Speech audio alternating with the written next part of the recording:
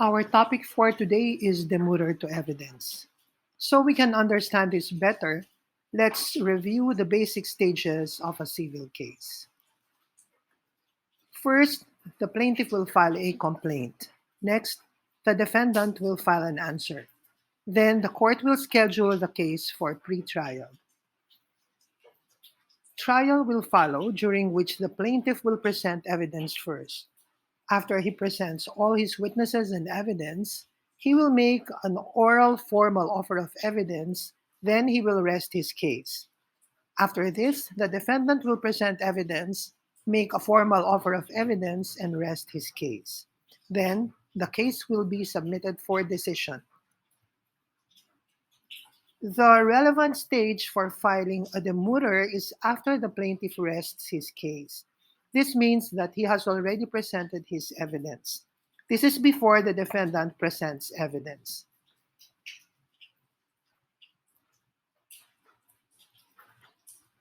Now, what is a demurrer to evidence? A demurrer to evidence is equivalent to a motion to dismiss. However, it is called demurrer to distinguish it from a motion to dismiss. It is to show that it was filed after the plaintiff has presented evidence.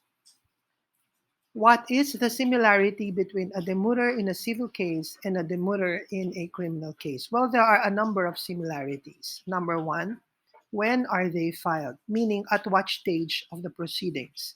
They are both filed after the plaintiff or the prosecution rests its case. Now, what is the goal?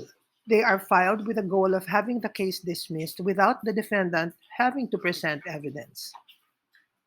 Next, what is the basis? The basis is insufficiency of the evidence of the plaintiff or the prosecution. Now, let's go to the differences between demurrer in a civil case and demurrer in a criminal case. Number one, is leave of court needed? When we say leave of court, that means we are asking for permission from the court to allow us to file a demurrer. And then we have the demurrer itself. So when we are referring to leave of court, we are actually talking about two documents. One is the motion for leave to file demurrer to evidence, and the second is the actual demurrer to evidence itself.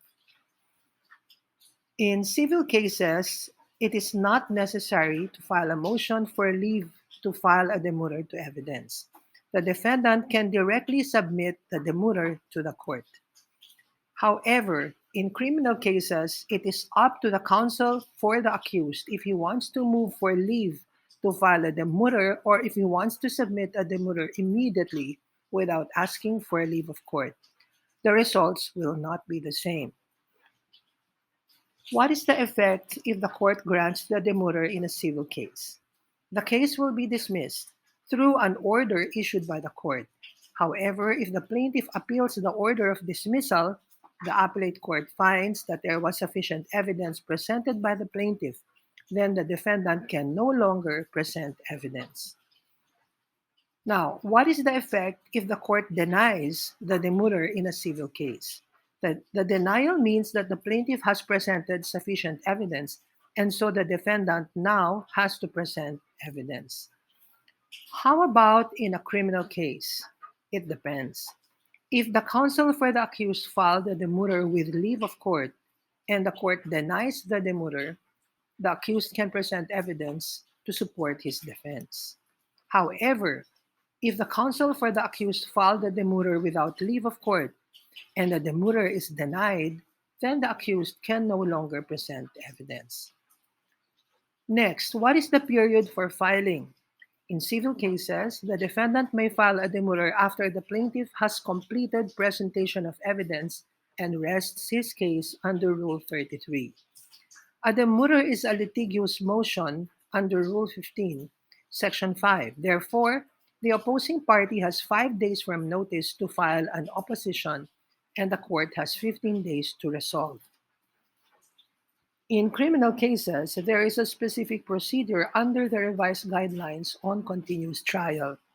After the prosecution rests, the court will orally ask the accused if he wants leave of court to file a demurrer or to present evidence. If the accused says that he is moving for leave to file a demurrer and the court orally denies it, the accused will have to present evidence. If the court grants the motion, meaning it approves the motion, the accused will have 10 days to file the demurrer, and the prosecution will have 10 days to file an opposition. If the demurrer with leave is denied, then the accused has to present evidence. Suppose the motion for leave to file demurrer is denied, yet the accused insists on filing the demurrer itself.